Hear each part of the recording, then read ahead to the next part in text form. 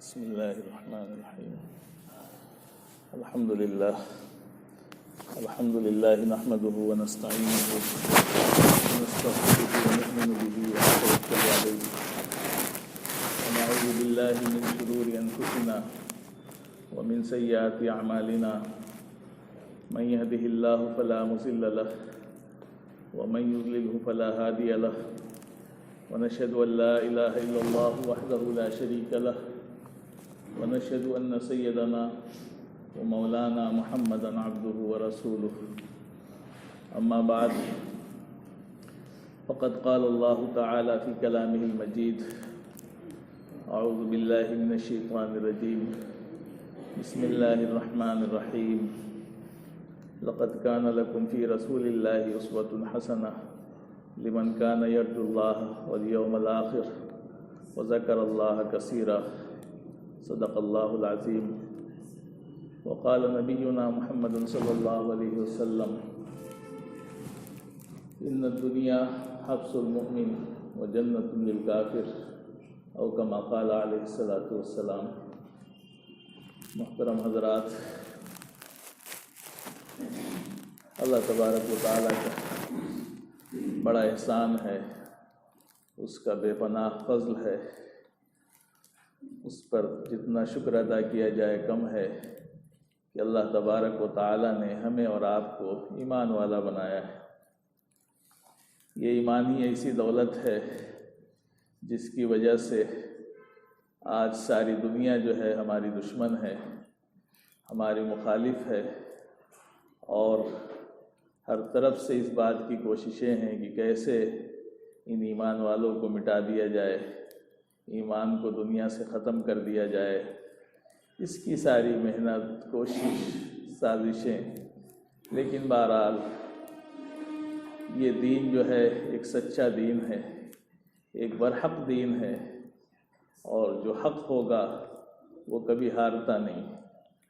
وقتی طور پر دب جاتا ہے لیکن وہ کبھی شکست نہیں کھاتا ہے.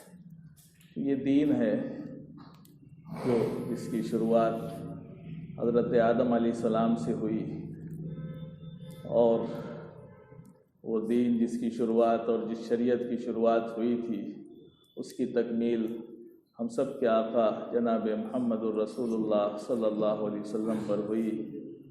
اور اللہ تبارک و تعالیٰ نے قرآن میں آخری مرتبہ یہ اعلان فرما دیا کہ الیوم اکملت لکم دینکم، کہ اب میں نے تمہارے دین کو مکمل کر دیا. اب رہتی دنیا تک جو دین چلے گا وہ دین اسلام چلے گا، اور کوئی دوسرا دین نہیں چل سکتا ہے. اللہ کے نبی صلی اللہ علیہ وسلم نے یہ بات صاف طور پر ارشاد فرما دی کہ اب جو بھی دین چلے گا، جو اللہ کو قابل قبول ہے، جو اللہ کے ہاں مقبول ہے، وہ صرف اور صرف دین اسلام ہے.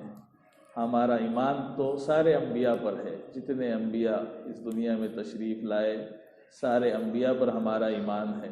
اس کی ہمیں تعلیم دی ہے ہمارے نبی پاک علیہ الصلاۃ والسلام نے، اور ہر موقع پر ہم اس کا اقرار کرتے ہیں کہ آمنت باللہ و ملائکتہ و کتبہ و رسلہ، کہ ہم اللہ پر، اس کے فرشتوں پر، اور اس کی نازل ہوئی ساری کتابوں پر اور اس کے سارے رسولوں پر ایمان رکھتے ہیں. اسی طرح سے ہم آخرت پر ایمان رکھتے ہیں، اچھی اور بری تقدیر پر ایمان رکھتے ہیں. یہ سب ہمارے ایمان کا جز ہے. لیکن سارے انبیاء پر ایمان تو رکھنا ہے، لیکن شریعت صرف چلے گی تو کس کی؟ محمد صلی اللہ علیہ وسلم. عمل جس طریقے پر کرنا ہے وہ طریقہ محمد الرسول اللہ صلی اللہ علیہ وسلم کا ہے، اور کوئی دوسری شریعت یا کسی دوسرے دین کو نہیں مانا جا سکتا ہے. یہ ہمارا دین ہے جس میں ہمارے لیے اللہ تبارک و تعالیٰ نے قرآن میں فرمایا کہ لقد کان لکم فی رسول اللہ اسوۃ حسنہ. اللہ کے نبی صلی اللہ علیہ وسلم کی زندگی میں تمہارے لیے بہترین نمونہ ہے. تو اب نمونہ کسی خاص موقع کے لیے نہیں، بلکہ اللہ کے نبی صلی اللہ علیہ وسلم کی جو زندگی ہے، آپ کی جو سیرت ہے، وہ قیامت تک کے لیے ہے. جیسے حالات ہوں، جیسا بھی ماحول ہو، جو بھی چیزیں ہیں، سب میں ہمارے لیے اگر اسوہ ہے تو وہ اللہ کے نبی صلی اللہ علیہ وسلم کی ذات ہے، صحابہ کرام کی ذات ہے، اور کوئی ہمارے لیے دوسرا نمونہ نہیں ہو سکتا ہے. تو اس وقت جو بھی ہمارے ملک کے حالات چل رہے ہیں اور اس بات کی جو مسلسل کوشش کی جا رہی ہے کہ ایسی باتیں کہی جائیں، ایسی چیزیں کہی جائیں جس سے مسلمانوں میں ڈر پیدا ہو جائے، خوف پیدا ہو جائے، یہ ڈر جائیں، مایوس ہو جائیں اور ان کے اندر جو ہے دوسرے نمبر کی جو شہریت ہوتی ہے اس کا احساس پیدا ہو جائے، اس کی کوشش ہے باطل طاقتوں کی طرف سے۔ لیکن ایک سچا ایمان والا جو اللہ پر، اس کے رسول پر اور آخرت پر ایمان رکھتا ہے، وہ نہ ان حالات سے گھبراتا ہے، نہ مایوس ہوتا ہے، نہ ڈرتا ہے۔ اس کا ایمان اللہ پر ہے تو وہ جانتا ہے کہ دنیا کی کوئی طاقت ہمارے ساتھ ہو یا نہ ہو، اللہ ہمارے ساتھ ہے، اللہ کی طاقت ہمارے ساتھ ہے۔ دنیا چاہے جو بھی چاہے کر لے سازشیں، کوششیں، لیکن جب مٹھی بھر ایمان والے تھے تب ساری دنیا جمع ہو گئی کہ ان کو مٹا دیں تو نہیں مٹا پائی۔ آپ کے سامنے ساری تاریخ ہے کہ جب مکے سے اس دین کی شروعات ہوئی، اللہ کے نبی صلی اللہ علیہ وسلم اس دعوت توحید کو لے کر کے کھڑے ہوئے تو کیسے حالات تھے۔ یہاں تو ہمارے دشمن ہیں، وہاں تو گھر والے دشمن تھے، وہاں اپنے رشتہ دار دشمن تھے، وہاں اپنے قبیلے والے دشمن تھے۔ ایسے سخت حالات تھے کہ وہ اس بات کی کوشش میں لگے رہتے تھے کہ کیسے صفحہ ہستی سے اس دین کو مٹا دیا جائے، اس دین کے ماننے والوں کو مٹا دیا جائے۔ کوشش اس کی، اور جتنی کوشش کر سکتے تھے کوئی کسر اس میں نہیں چھوڑی۔ لیکن اللہ نے اعلان فرمایا تھا کہ واللہ یعصمک من الناس، اللہ آپ کی حفاظت کرے گا۔ تو جب اللہ نے حفاظت کی ذمہ داری اپنے نبی کی لے لی تھی تو ساری دنیا چاہ کر کے بھی کچھ بگاڑ نہیں پائی۔ ساری طاقتیں جمع ہو گئیں، سارے مشرکین جمع ہو گئے، غزوہ احزاب پیش آیا۔ احزاب کے معنی آتے ہیں جماعتوں کے، یعنی ساری جماعتیں جمع ہو گئیں۔ اس وقت جتنے تھے یہودی، عیسائی، مشرکین مکہ، سب مل گئے کہ بس اب یہ جو مٹھی بھر جماعت ہے مسلمانوں کی، ان کو مٹا دیا۔ تو ہمیشہ اس کی کوششیں رہیں۔ آپ دیکھیں اللہ کے وسلم کو کیسی کیسی تکلیفیں پہنچائی گئیں، اور شیب ابی طالب یعنی بائیکاٹ کیا گیا اللہ کے وسلم کا، آپ کے خاندان والوں کا، بنو عبد المطلب کا بائیکاٹ کیا گیا۔ اور کتنے دن بائیکاٹ تھا؟ 1-2 مہینے یا 1-2 سال کا نہیں تھا، پورے 3 سال کا بائیکاٹ تھا۔ اللہ کے وسلم کو ایک وہاں پر جگہ تھی جس کو شیب ابی طالب کہا جاتا تھا، حضرت ابو طالب جو آپ کے عبد المطلب جو آپ کے دادا تھے، تو ایک جگہ تھی شیب ابی طالب کے نام سے گھاٹی، وہاں پر جو ہے محصور کر دیا گیا۔ اور پورے مکے میں یہ تھا کہ نہ کوئی ان سے مل سکتا ہے، نہ ان کے ہاں شادی بیاہ کر سکتا ہے، نہ ان سے خرید و فروخت کر سکتا ہے، نہ کوئی ان کو کچھ دے سکتا ہے، نہ لے سکتا ہے، بالکل مکمل بائیکاٹ۔ اور اتنی تکلیف دہ زندگی تھی کہ آپ سیرت کی کتابیں پڑھیں گے تو پتہ چلے گا کہ وہاں ایسی حالت تھی کہ چھوٹے چھوٹے بچے تھے اور ماں کی چھاتی میں پلانے کے لیے دودھ نہیں تھا، پتے چبا کر کے لوگ زندگیاں گزار رہے تھے کہ کسی طرح سے ہماری جان بچ جائے۔ لیکن یہ ایمان کی طاقت تھی۔ پوری تاریخ میں آپ کو یہ نہیں ملے گا کہ ایک ایمان والے نے یہ کہا ہو کہ نہیں اب ہم اس دین کو چھوڑ دیں گے، نہیں، پہاڑ سے بھی زیادہ مضبوط تھے یہ ایمان والے، کم تھے لیکن ان کے اندر ایمان کا پاور تھا، ایمان کی طاقت تھی، اس لیے انہیں پتا تھا کہ یہ ساری دنیا مل کر کے کچھ نہیں کر سکتی۔ لہذا یہ 3 سال کا مرحلہ بھی گزر گیا، اور پھر انہی مشرکین میں سے ایسے لوگ کھڑے ہو گئے جنہوں نے کہا کہ نہیں، یہ سراسر ظلم ہے اور اس معاہدے کو توڑا جائے، ختم کیا جائے۔ اور ایک دن پہلے ہی اللہ کے وسلم کے پاس وحی آ گئی تھی، جب اس کے خلاف آوازیں اٹھنے لگیں تو اللہ کے وسلم کو بتا دیا گیا تھا کہ وہ جو معاہدہ تھا وہ لکھ کر کے کعبۃ اللہ میں، بیت اللہ میں ٹانگا گیا تھا۔ تو آپ نے فرما دیا، حالانکہ اللہ کے وسلم تو محصور تھے، آپ کو جانے کی اجازت نہیں تھی کہ آپ وہاں جاتے اور دیکھ کر کے بتاتے، نہیں، آپ گئے نہیں تھے، وحی کے ذریعے آپ کو بتا دیا گیا۔ تو آپ نے اپنے چچا حضرت ابو طالب کو بتایا، کہا کہ چچا جان، وہ جو معاہدہ لکھا گیا تھا اس کو دیمک نے چاٹ کر کے ختم کر دیا، وہ ختم ہو گیا تھا۔ تو ادھر بھیڑ جمع ہوئی اور لوگ اکٹھا ہوئے کہ نہیں، یہ بہت غلط کام ہو رہا ہے، اس لیے کہ بہرحال ظلم ہوتا ہے، باطل ہوتا ہے، بہت زیادہ دن نہیں چلتا ہے، اپنے ہی لوگ کھڑے ہو جاتے ہیں۔ جب برداشت کی حد ہو جاتی ہے تو وہاں بھی ایسے ہی ہوا. خود مشرکین مکہ میں سے سب رشتہ دار ہی تھے آپ کے، کوئی باہر کے لوگ نہیں تھے. ایک ایک کر کے کھڑے ہوتے چلے گئے اور کہا کہ نہیں، یہ تو بہت بڑا ظلم ہے کہ وہ جیسے بھی ہیں، جس دین کے بھی ماننے والے ہیں تو ہمارے اپنے، وہ بھوکے مرے، ان کو کھانا نہ ملے، ان کے بچے بلبلائیں، یہ ہم سے برداشت نہیں ہوگا، اس معاہدے کو ختم کر دیا جائے. تو آپ کے چچا نے کہا کہ میرے بھتیجے نے بتایا ہے کہ اس معاہدے کو تو پہلے ہی ختم کر دیا گیا ہے، وہ تو ختم ہو چکا ہے. تو پھر ان کو یقین نہیں آ رہا تھا، تو گئے کھول کر کے جب دروازہ دیکھا تو سوائے اللہ کے نام کے سب ختم ہو چکا تھا. سب کو دیمک نے چاٹ کر کے مٹا دیا تھا، ختم ہو گیا تھا. تو اللہ کے پاس تو ساری مخلوق ہے، وہ جس سے چاہے کام لے لے، لیکن اتنا آسان نہیں ہے. اللہ کی طرف سے ایمان والوں پر حالات آنے ہی آنے ہیں، اس کو مان کر کے چلے. جو بھی مسلمان ہے وہ یہ سمجھے کہ بڑی سکون کی، راحت کی زندگی ہم گزار کے یہاں سے چلے جائیں گے. نہیں، ایسا نہیں ہو سکتا ہے. اللہ نے فرمایا کہ دنیا جو ہے یہ کیا ہے؟ حبس المومن ہے، مومن کے لیے قید خانہ ہے. جنت الکافر، کافر کے لیے جنت ہے، اس کے لیے یہاں مزہ ہی مزہ ہے. ہمارے لیے یہاں مزہ ہی مزہ نہیں ہے. ہمارے لیے تو مزے کی جگہ کہاں ہے؟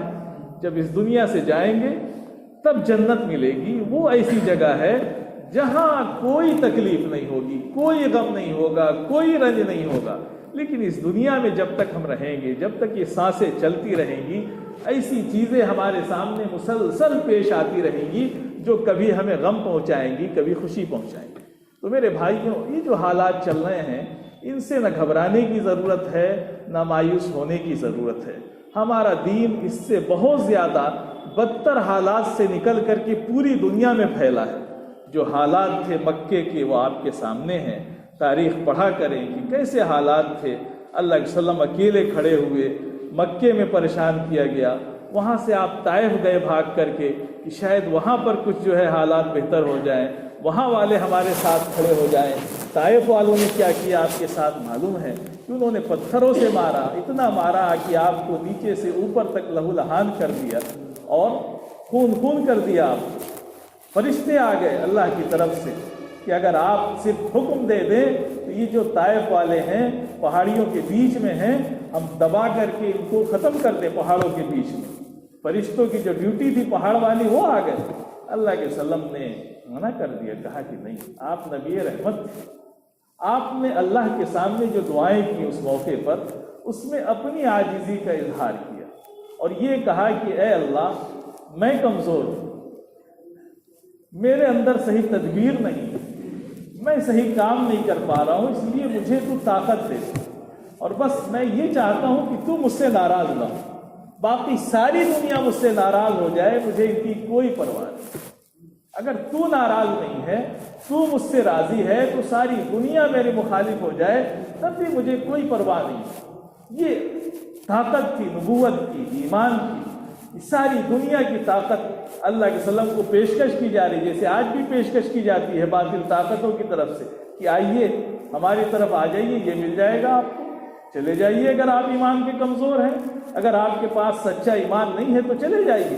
وہاں بھی اس طرح کی تھی، سب کچھ پیشکش کی گئی، پریشان کیا گیا، تکلیف پہنچائی گئی، جو کر سکتے تھے سب کیا گیا. یہاں تک کہ سب جمع ہوئے اور کہا کہ اگر آپ کو مکے کی کسی خوبصورت لڑکی سے شادی کرنی ہے ہم آپ کے قدموں میں رکھ دیں گے، آپ بادشاہت چاہتے ہیں ہم آپ کو بادشاہ بنا دیں گے. بڑا پریشان کیا. پھر آپ کے چچا ایک ہی سرپرست تھے، نہ آپ کی نہ ماں تھی نہ والد تھے، کوئی نہیں تھا، صرف ایک سرپرست تھے جو سر پر ہاتھ رکھے ہوئے تھے. ان کو بھی مشرکین نے اتنا پریشان کر دیا کہ اکیلی ذات تنگ آ گئے وہ بیچارے. انہوں نے بھی سمجھانے کی کوشش کی اپنے بھتیجے کو، تو اللہ کے نے فرمایا کہ چچا جان، اگر میرے جو ہے دائیں ہاتھ میں سورج اور بائیں ہاتھ میں چاند بھی رکھ دیں گے تب بھی میں اس سے ہٹنے والا نہیں. یہ مضبوطی تھی. اس کا نتیجہ یہ تھا کہ چچا نے کہا کہ ٹھیک ہے بھتیجے، میں سمجھ گیا کہ تم حق پہ ہو، جاؤ کرو، جب تک میں زندہ ہوں کوئی تمہارے ساتھ کچھ نہیں کر سکتا. کھڑے ہو گئے چچا ان کے ساتھ جب دیکھا اس مضبوطی کی. تو یہ ایمان کی طاقت ہوتی ہے. آج جو حالات ہیں اور جو حالات پیدا کرنے کی کوشش کی جا رہی ہے اس کا مقصد ہی یہی ہے.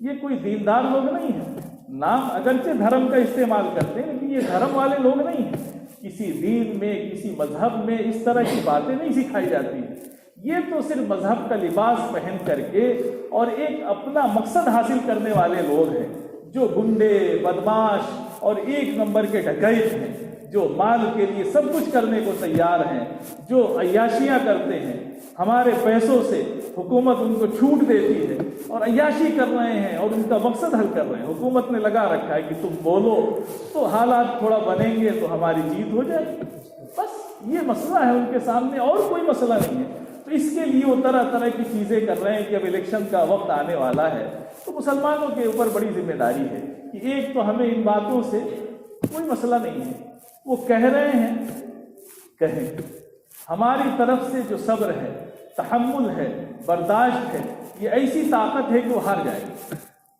اگر یہ چیز ہمارے پاس ہے تو وہ ہار جائے گی۔ کوشش تو یہی ہے کہ ہمیں بھڑکا دیا جائے، ہم غصے میں آ جائیں، ہم تشدد پر اتر آئیں، ہم سڑکوں پر اتر آئیں تاکہ ان کا مقصد حل ہو جائے۔ لیکن اگر ایمان والوں نے اس کو برداشت کر لیا اور سوچا کہ یہ جو پاگل قسم کے لوگ ہیں یہ بکتے رہیں، یہ دیوانے ہیں، ان کی دیوانگی سے کچھ نہیں ہونے والا ہے، اسلام تو بڑھتا ہے اور بڑھتا ہی چلا جائے گا، اسلام کی طاقت رکنے والی نہیں ہے۔ امریکہ نے کوشش کی، یورپ نے کوشش کی، سارے لوگوں نے کوشش کی، لیکن حالات کیا ہیں؟ ان کے گرجے خالی ہو گئے۔ آج وہ گرجا گھر بیچ کر کے وہاں مسجدیں بنوا رہے ہیں، کوئی گرجا گھر میں جانے والا نہیں، لیکن اسلام کی طاقت بڑھتی چلی جا رہی ہے۔ امریکہ میں روزانہ مسجدیں بڑھ رہی ہیں، یورپ میں مسجدیں بڑھ رہی ہیں، ہر جگہ اسلام بڑھ رہا ہے۔ اسلام کو کوئی مٹا نہیں پایا اور نہ مٹا پائے گا۔ ہاں، اصل چیز تو یہ ہے کہ ہمیں اپنی فکر کرنی، اپنی فکر کرنی، ہمیں باہر والوں سے نہیں خطرہ ہے، خطرہ اپنے سے، اپنے لوگوں سے خطرہ ہے۔ یہ تو جو کر رہے ہیں کرتے رہیں گے اور اللہ ان سے سمجھ لے گا، جب وقت آئے گا تو اللہ جو ہے ان سے سمجھ لے گا۔ بڑے بڑے فرعون آئے، چلے گئے، خدائی کا دعویٰ کیا لیکن چلے گئے۔ اللہ نے جب وقت آیا تو ایک وقت ہوتا ہے کہ وہ ظلم کرتا ہے، جو اپنے وقت کا بڑا ظالم ہوتا ہے وہ ظلم کرتا ہے اور اللہ اس کو چھوٹ بھی دیتا ہے۔ آپ جتنی بھی تاریخ پڑھیں گے آپ کو یہی ملے گا کہ فرعون کو اللہ نے چھوٹ دی، خوب ظلم کیا، اتنا ظلم کیا کہ بنی اسرائیل کے یعنی حضرت موسیٰ علیہ السلام کے قوم کے جو بچے تھے، جب اس کو یہ پتہ چل گیا، فرعون کو نجومیوں نے یہ بتا دیا کہ آپ کی حکومت جو ہے اس بنی اسرائیل میں ایک بچہ پیدا ہوگا اس کے ہاتھوں سے جائے گی، تو اس نے کہا کہ ہم بچہ پیدا ہی نہیں ہونے دیں گے۔ جو لڑکا پیدا ہوتا تھا اس کو قتل کروا دیتا تھا، 70,000 بچے اس نے قتل کروا دیے، صرف اس میں کہ کوئی ایسا بچہ جو ہے پیدا نہ ہونے پائے اس کے ہاتھ سے میری حکومت چلی جائے۔ لیکن اللہ جو چاہتا ہے وہ کر کے رہتا ہے۔ وَمَكَرُوا وَمَكَرَ اللَّهُ وَاللَّهُ خَيْرُ الْمَاكِرِينَ۔ تم بھی تدبیر کرو اور اللہ کی بھی تدبیریں چل رہی ہیں، اور کامیاب کس کی تدبیر ہوگی؟ اللہ کی تدبیر ہوگی۔ سارے بچوں کو مروا دیا، لیکن جب حضرت موسیٰ علیہ السلام پیدا ہوئے ان کو نہیں مار سکا۔ اللہ نے دکھایا کہ اس کی قدرت کیا ہوتی ہے، اس کی طاقت کیا ہے، جس کے سامنے یہ ایمان والا سجدہ کرتا ہے، کیا طاقت ہے اس کی۔ اللہ نے دکھایا اس طاقت کو۔ اس کا نتیجہ سامنے آیا کہ حضرت موسیٰ علیہ السلام جب پیدا ہوئے ان کی ماں بھی ڈری کہ یہ ان کو قتل کر دیا جائے گا۔ اللہ کی طرف سے حکم ہوا کہ ان کو سمندر میں ڈال دیجیے، بکس میں رکھ کر۔ ان کی ماں نے ڈال دیا، بہتا ہوا آیا سامنے فرعون کے محل پہ، اس کو اٹھا لیا گیا، اور اس بچے نے کہاں پرورش پائی؟ فرعون کے محل میں پرورش پائی۔ تو اللہ نے دکھایا کہ یہ میری طاقت ہے، تم جس کو مارنا چاہتے ہو ہم تمہارے گھر میں اس کی پرورش کرا دیں گے۔ اور پھر اللہ نے دکھایا کہ حضرت موسیٰ علیہ السلام کے ذریعے سے فرعون کی حکومت گئی، وہ جا کر کے ڈوبا سمندر میں، اللہ نے ڈبایا، اسی سمندر سے حضرت موسیٰ کو پار کرایا اور اسی میں اس کو ڈبایا۔ تو میرے بھائیوں، ہم اللہ کے ماننے والے ہیں، اور اللہ کا ماننے والا کبھی ڈرتا ہے ان سے؟ کبھی نہیں ڈرتا ہے، اللہ کی طاقت کے سامنے جھکتا ہے۔ یہ باطل طاقتیں جتنی مضبوط ہو جائیں ایمان والوں کا کچھ نہیں بگاڑ سکتی ہے۔ اگر کوئی چیز بگاڑ سکتی ہے تو وہ ہمارے اپنے اعمال ہیں۔ ہم اپنے گناہوں سے مٹ سکتے ہیں، اپنے کردار سے مٹ سکتے ہیں، اپنے اعمال سے مٹ سکتے ہیں، لیکن یہ باطل طاقتیں نہیں مٹا سکتی۔ اسلام تو بڑھتا ہی چلا جائے گا انشاءاللہ، یہ قیامت تک کے لیے آیا ہے، اور اللہ نے قرآن میں اعلان فرمایا ہے کہ جتنی طاقتیں ہیں سب کوشش کر لیں لیکن یہ دین مٹے گا نہیں۔ اللہ کے وسلم پر بڑے حالات آئے، صحابہ پر بڑے حالات آئے، اور یہ نہیں سمجھنا چاہیے کہ یہ حالات جو آ رہے ہیں کہ یہ ہمارے دین کی کمی ہے، نہیں، اللہ نے نظام ہی ایسا بنایا، وہ آزمائے گا، ہے نا، بغیر آزمائش کے جنت نہیں ملنے والی، آزمائے گا، سختی کی چکیوں میں پیس کر کے ہمیں آزمایا جائے گا، اور یہ سلسلہ برابر چل رہا ہے، کبھی جو ہے سختی کبھی نرمی، یہ سلسلہ چل رہا ہے اور چلتا رہے گا۔ صحابہ نے بڑی تکلیفیں اٹھائی، ان کی تاریخ پڑھیں، ان کی زندگیاں دیکھیں، اتنا پریشان ہو جاتے تھے غزوہ احزاب کے موقع پر، اتنا بے چین تھے صحابہ کہ انہوں نے لکھا کہ ہمارے جو کلیجے تھے وہ منہ کو آ گئے، اتنا ڈر تھا کہ چاروں طرف سے مدینے کو گھیر رکھا تھا، کوئی بچانے والا نہیں تھا سوائے اللہ کی طاقت، کوئی بچانے والا نہیں تھا۔ صحابہ نے بچنے کے لیے خندق کھود رکھی تھی کہ یہ اندر نہ داخل ہونے پائے، مدینے میں عورتیں تھیں، شہر میں جو آبادی تھی، اور یہاں خندق کے کنارے چھوٹی سی مسلمانوں کی آبادی تھی جن کے پاس نہ کوئی طاقت تھی نہ ہتھیار تھا، اور ادھر سارے لوگ جمع تھے، لیکن اللہ کی طاقت ہوتی، اللہ کو اس وقت بھی دین کو بچانا تھا تو اس نے بچا کر کے دکھایا۔ صحابہ پریشان تھے، کہا کہ اللہ علیہ وسلم بڑے سخت حالات ہیں، اتنی دہشت، اتنی تکلیف، اتنا غم ہے کہ کلیجے منہ کو آ رہے ہیں، کوئی دعا ہو تو بتا دیجیے ہم پڑھ لیں۔ اللہ کے وسلم نے فرمایا کہ یہ دعا پڑھ لو، اللہم استر عوراتنا وآمن روعاتنا، یہ دعا پڑھو کہ اللہ ہمارے سطر کی جگہوں کو، ہمارے پردے کی جو جگہیں ہیں ان کو پوشیدہ رکھ، اور جو خوف کی جگہیں ہیں ان سے امن عطا فرما۔ یہ دعا سکھائی اللہ کے وسلم نے۔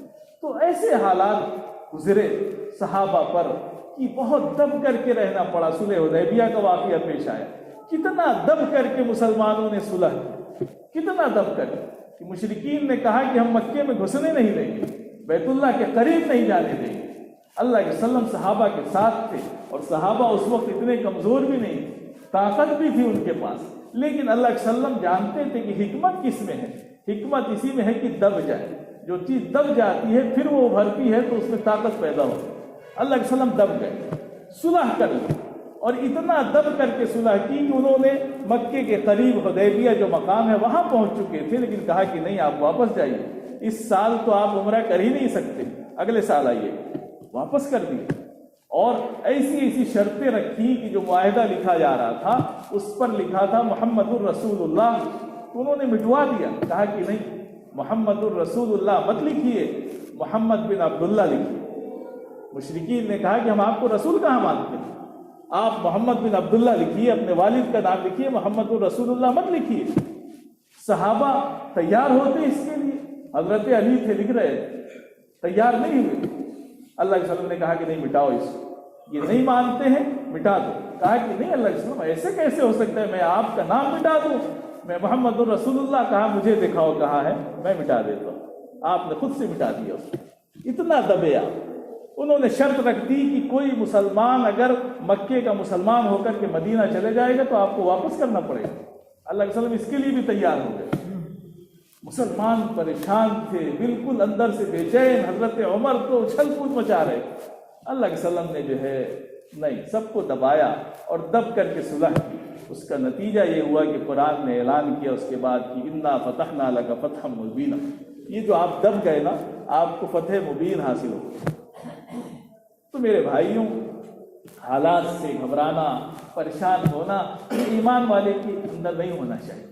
حالات آئیں گے جائیں گے، جو ہمارا کام ہے وہ کرتے رہیں، ہم اپنے رب سے رشتے کو مضبوط کریں، اپنے تعلق کو اللہ سے جوڑیں، ہم بھی اس کے سامنے گڑ گڑائیں کہ اللہ یہ جو حالات آ رہے ہیں، یہ پریشانیاں آ رہی ہیں، یہ مسائل آ رہے ہیں امت پر، یہ ہمارے گناہوں کا نتیجہ ہو سکتے ہیں۔ ہم کمزور ایمان والے ہیں، صحابہ کی طرح نہیں ہیں جو اتنے مضبوط ایمان والے تھے، ہم بڑے کمزور لوگ ہیں، تو ہمیں اس آزمائش میں نہ ڈال، تو ہم اللہ کے سامنے عاجزی کریں، گڑ گڑائیں، اور یہ جو حالات پیدا کرنے کی کوشش کر رہے ہیں اس سے بالکل اشتعال میں نہ آئیں، جذبات میں نہ آئیں، کوئی ایسا کام نہ کریں۔ ہمارے نوجوان بہت غلط کام کرتے ہیں، موبائل پر یا سوشل میڈیا پر الٹی سیدھی پوسٹ ڈالنا، اس طرح کی حرکتیں کرنا، جو مقصد وہ چاہتے ہیں وہ ان کا پورا ہو جاتا ہے۔ تو ہمیں ایسا کوئی کام نہیں کرنا ہے. ہم تو اللہ کے وسلم کے نبی رحمت کے امتی ہیں. ہمیں تو مثبت کام کرنا ہے, اچھا کام کرنا ہے. ہمیں اپنی تعلیم پہ دھیان دینا ہے, اپنی تجارت پہ دھیان دینا ہے, اپنے کام پہ دھیان دینا ہے. یہ پھنسے رہیں اس میں, کرتے رہیں یہ کام, لیکن ہمیں وہ کام نہیں کرنا ہے جو یہ ہمیں چھڑانا چاہ رہے ہیں. ہم مضبوطی کے ساتھ اپنے کام کو کریں. یہ پھنسے رہیں ان نعروں میں اور ان مجلسوں میں اور کرتے رہیں, لیکن ہمارے قوم کی ذمہ داری یہ ہے کہ ہم اپنے کام میں لگ جائیں چپ چاپ سے. ہمیں کچھ نہیں لینا ہے کسی حکومت سے. کوئی حکومت آتی رہے جاتی رہے, ہمیں اپنا کام کرنا ہے. تو مسلمان جب سمجھدار ہو جائے گا تو ان کو شکست ہو جائے گی. اور اگر ہم سمجھدار نہیں ہوں گے, ایسی ہی زندگی گزارتے رہیں گے جیسے گزر رہی ہے, نہ تعلیم پہ توجہ نہ کام پہ توجہ, بیکار کا گھوم رہے ہیں مسلمانوں کے بچے, تو میرے بھائیوں کامیابی ملنے والی نہیں ہے. اللہ تبارک و تعالی ہم سب کو کہنے سننے سے زیادہ عمل کی توفیق عطا فرمائے.